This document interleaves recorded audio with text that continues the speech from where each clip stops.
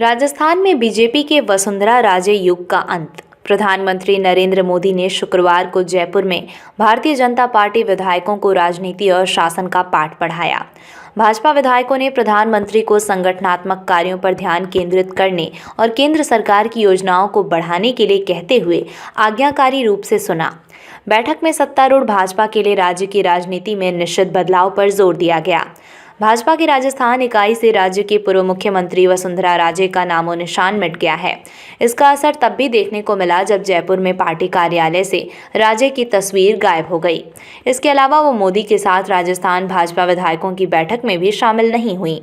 राज्य के मुख्यमंत्री भजनलाल शर्मा की अध्यक्षता वाली मंत्रिपरिषद पहले ही नए चेहरों से भरी हुई है, जिनका राज्य के साथ वफादारी का कोई रिकॉर्ड नहीं है।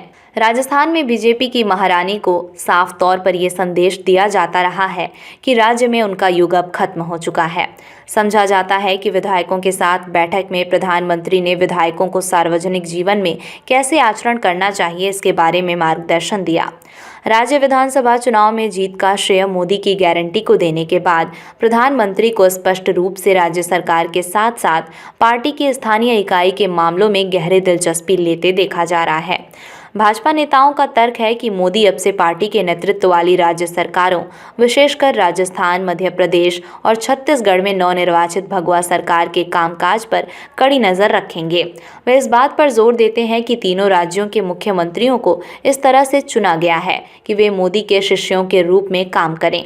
राजे लगातार राजस्थान में पार्टी मामलों से दूरी बनाई हुई हैं। केंद्रीय रक्षा मंत्री राजनाथ सिंह, जो विधायक दल की बैठक के लिए भाजपा के पर्यवेक्षक थे, के अनुरोध पर उन्होंने नेता के रूप में भजनलाल शर्मा का नाम प्रस्तावित किया था। हालांकि राज्य आधारित राजनीतिक पर्यवेक्षकों ने दावा किया था कि राजे भाजपा के शीर्ष नेताओं के फैसले से स्पष्ट रूप से परेशान थीं।